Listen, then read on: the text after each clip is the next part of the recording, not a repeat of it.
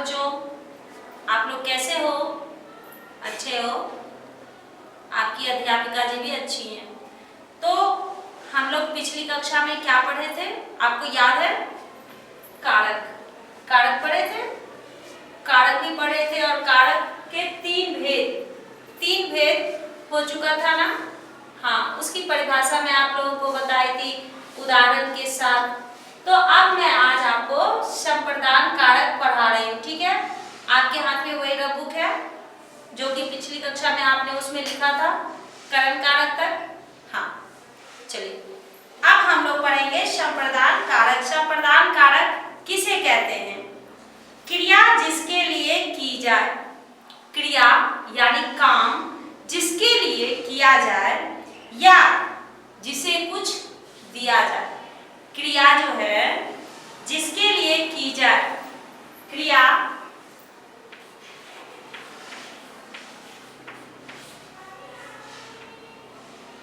जिसके लिए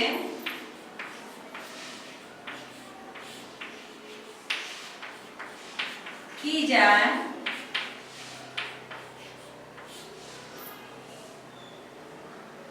या कुछ दिया जाए उसे संप्रदान कारक कहते हैं। संप्रदान कारक कहते हैं।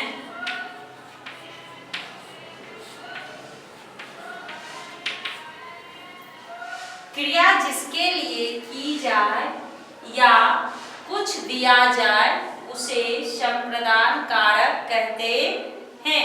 जैसे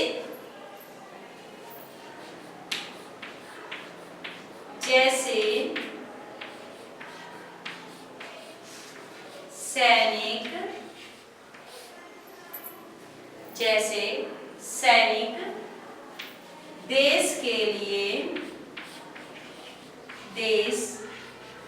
लिए लड़ते हैं। सैनिक जो है देश के लिए लड़ते हैं। तो क्या है यहाँ पे? क्रिया जिसके लिए की जाए, तो सैनिक किसके लिए काम कर रहा है? अपने देश के लिए। लड़ाई किसके लिए कर रहा है? अपने देश के लिए लड़ाई कर रहा है। तो ये क्या हो जाएगा?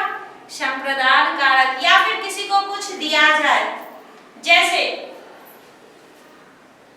उसने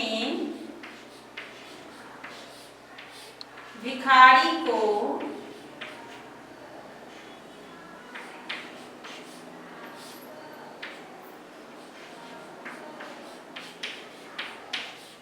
रोटी दी।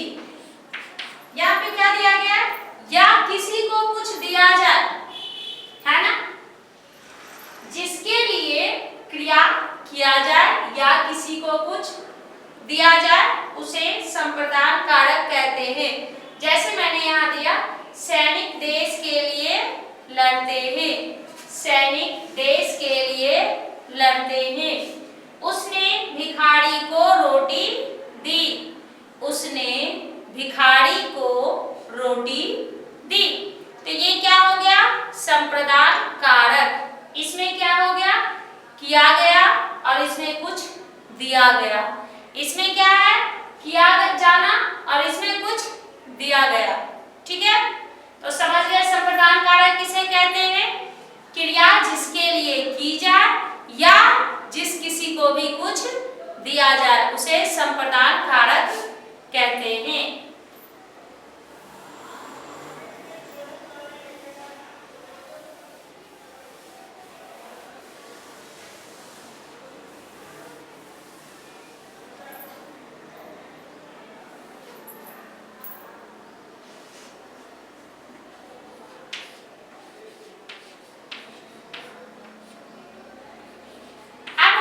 आपादान कारक। अब क्या है? आपादान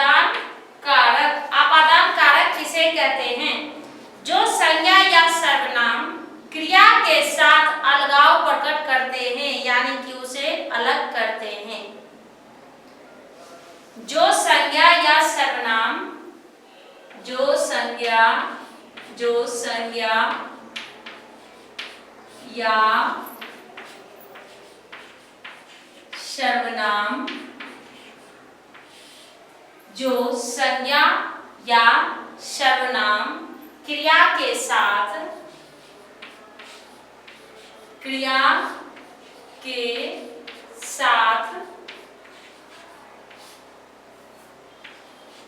अलगाव यानी अलग होना, अलगाव प्रकट करता है,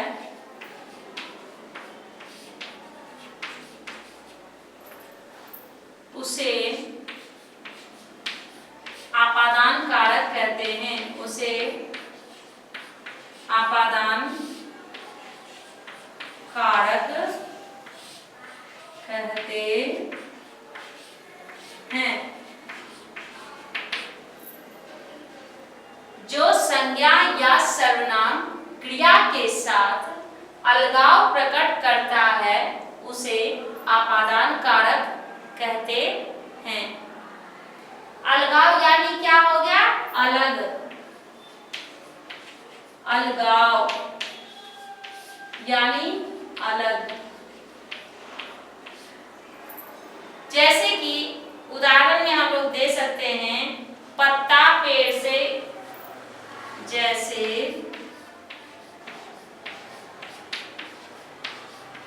पेड़ से पत्ता गिरता है, बच्चा स्कूल से आया। ये क्या है?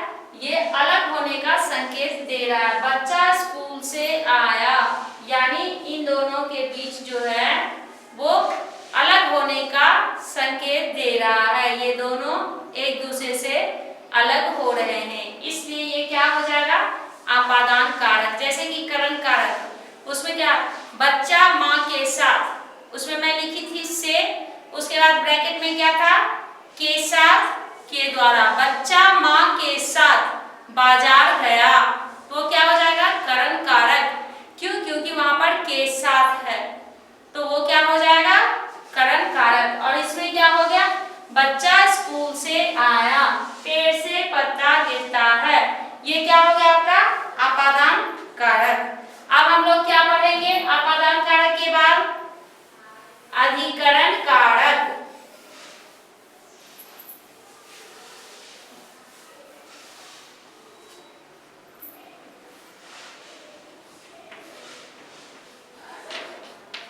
अधिकरण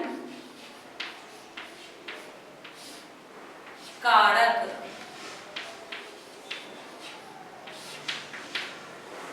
अधिकरण कारक, अधिकरण कारक किसे कहते हैं? क्रिया के स्थान को प्रकट करने वाले, क्रिया के स्थान को प्रकट यानी बताने वाला संज्ञा या सर्वनाम शब्द अधिकरण कारक कहलाता है।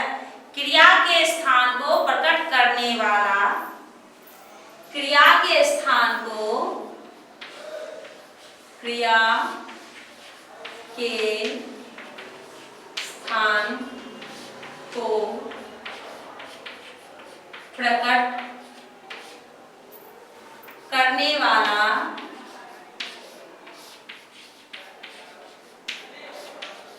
संज्ञा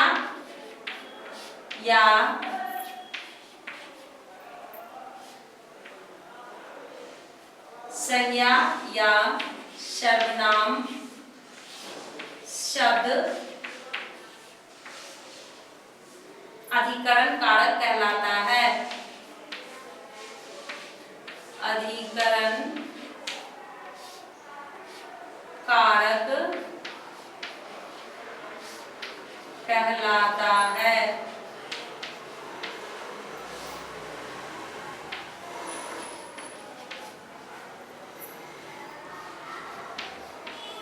जैसे क्रिया के स्थान को प्रकट करने वाला संज्ञा या सर्वनाम शब्द अधिकरण कारक कहलाता है। जैसे वह कुर्सी पर बैठा है, वह कुर्सी पर बैठा है। यहाँ पर क्रिया के स्थान को प्रकट कर रहा है। क्रिया का स्थान कहाँ है? कुर्सी पर। क्रिया का स्थान क्या है? क्रिया कौन है? वह, यानी सर्वनाम।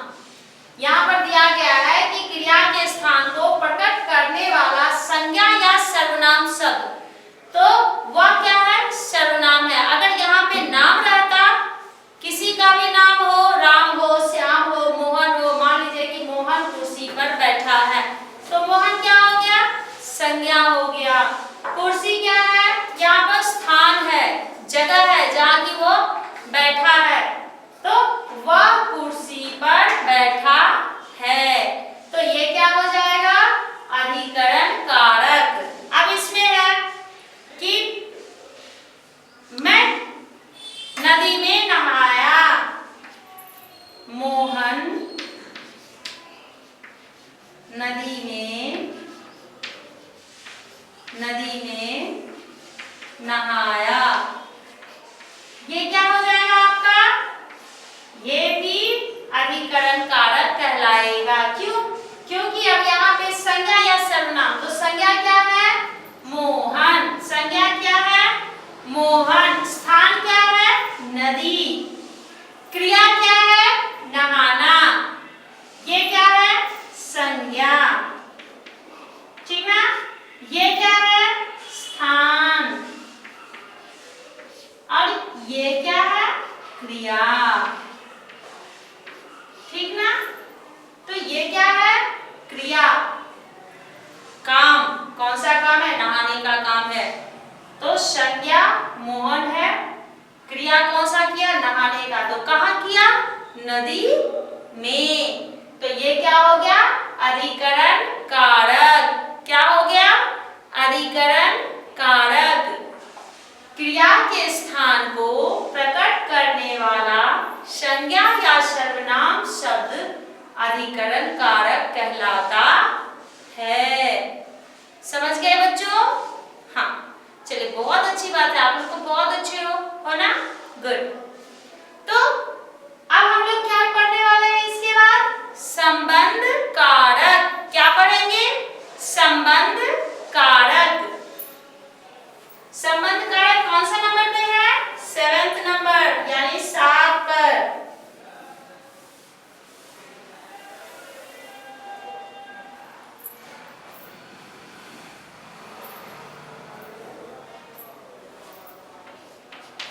संबंध कारक क्या है? संबंध कारक जो संज्ञा या सर्वनाम शब्द किसी दूसरे संज्ञा या सर्वनाम शब्द के साथ संबंध प्रकट करता है। जो संज्ञा या सर्वनाम शब्द, जो संज्ञा या सर्वनाम शब्द किसी दूसरे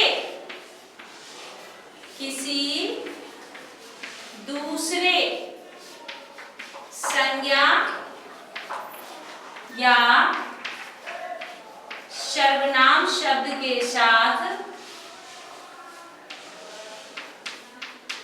शब्द के साथ संबंध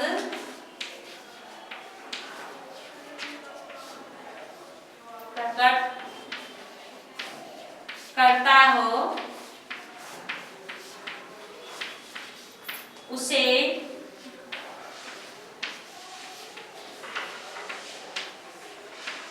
संबंध कारक कहते हैं। जो संज्ञा या सर्वनाम शब्द किसी दूसरे संज्ञा या सर्वनाम शब्द के साथ साथ संबंध प्रकट करता हो उसे संबंध कारक कहते हैं। जैसे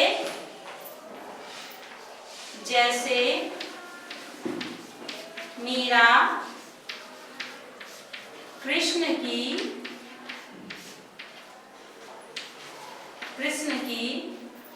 भक्त थी।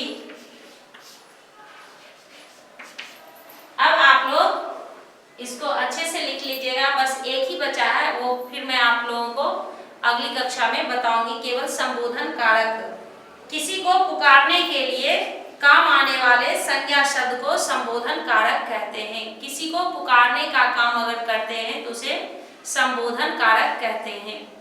ठीक है, तो इसको आप लोग कहाँ लिख रहे थे? रफ बुक में लिख रहे थे। ये पूरा आप लोगों के पास रफ बुक में लिखा रहना चाहिए।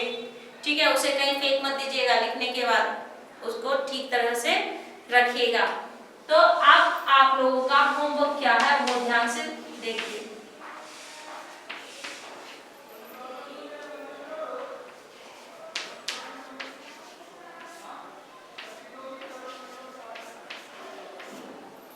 रफ बुक में आप लोग कारक पूरा लिख करके याद भी करना है, केवल लिखना नहीं है, पढ़ना है, लिखना है, पढ़ना है, लिखना है। इस तरह से पढ़िएगा कि वो आपको पूरी तरह से याद हो जाए। संबोधन कारक आप लोग लिख सकते हो, एक दूसरे को पुकारने के काम में, संज्ञा या सर्वनाम किसी भी शब्द को पुकारने के काम में हम लोग लाते हैं।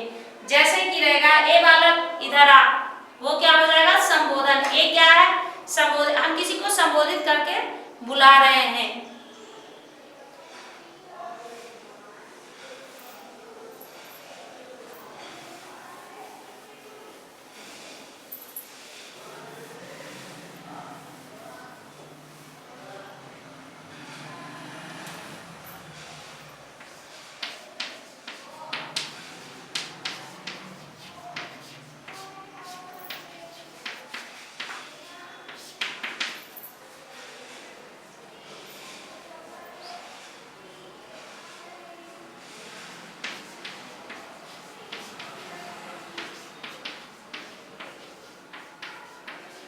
किसी को पुकारने के लिए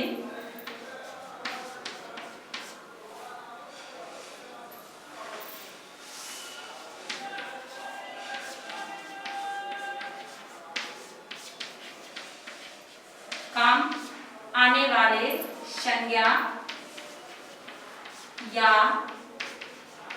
सर्वनाम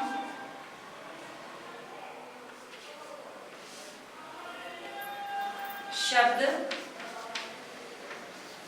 संबोधन कारक कहलाता है।